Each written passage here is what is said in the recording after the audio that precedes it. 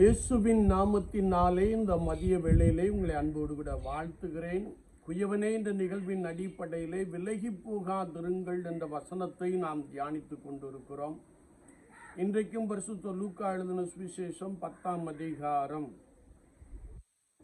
31ஆம் வசனம் முதல் சில வசனங்களை நாம் தியானிக்கின்ற போது, ஒரு மனுஷன் எருசலேமிலிருந்து எரிகோவுக்கு போகையில் கள்ளருடைய கைகளில் அகப்பட்டு கொண்டு அவர்கள் அவனை காயப்படுத்தி குற்றுயிராய் விட்டு சென்றார்கள் என்ற ஒரு நிகழ்வை நாம் பார்க்க முடியும்.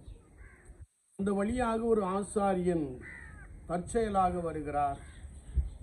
அவன் குற்றுயிராய் கிடப்பதை கண்டு அவனை விட்டு விலகி போய் விடுகிறார். ஒரு லேவியன் வருகிறார். அவரும் அவனுடைய நிலைமையை பார்த்து உதவி செய்யாமல் விலகி போய் விடுகிறார். சமாரியன் அந்த வழியாய் வருகிறார். அவர் அவனை கண்டு மனதுருகி அவனுடைய காயங்களை கட்டி தன் வாகனத்தின் மேல் ஏற்றிக்கொண்டு அவனை ஒரு சத்திரத்திலே சேர்த்து, இவனுக்கு இன்னும் அதிகமாய் செலவானால் நான் தருகிறேன், இவனை பராமரித்துக் கொள்ளுங்கள் என்று விட்டு செல்லுகின்ற ஒரு காட்சியை நாம் பார்க்க முடியும். என்னை கேட்டுக்கொண்டு இருக்கிற என் அன்பு சகோதரனே, சகோதரியே, நல்ல சமாரியனாம் இயேசு கிறிஸ்து நம்முடைய வாழ்க்கையிலே ஜீவனை கொடுத்திருக்கிறார். நமக்கு ஒரு பெரிய ரட்சிப்பை கொடுத்திருக்கிறார். நமக்கு ஒரு பெரிய விடுதலையை கொடுத்திருக்கிறார். அது மாத்திரமல்ல, நம்மை நன்றாய் நடத்தி கொண்டு வருகிறார். நான் கவலைப்பட்ட பொழுது, நான் கலங்கி நின்ற போது, பயப்படாதே, நான் உன்னோடே கூட இருக்கிறேன் என்று சொல்லி நமக்கு ஒரு பெரிய அற்புதங்களை செய்து நம்மை அவருக்குள் நிலைத்திருக்கும்படியான கிருபையை கொடுத்திருக்கிறார். ஆனால் நாம் காண்கின்ற இந்த சமுதாயத்தை உற்று பார்க்கின்ற பொழுது அநேக காயப்பட்டவர்கள் உண்டு. காயம் என்று சொல்லுகின்ற பொழுது மன அழுத்தத்தோடு, மனபாரங்களோடு, நிந்தைகளோடு வாழுகின்ற ஒரு பெரும் கூட்டத்தை நாம் பார்க்க முடியும். அது மாத்திரமல்ல, பொருளாதாரத்திலே நொறுக்கப்பட்டு கடன் பிரச்சனைகளோடு கூட வாழுகிறவர்களை நாம் பார்க்க முடியும்.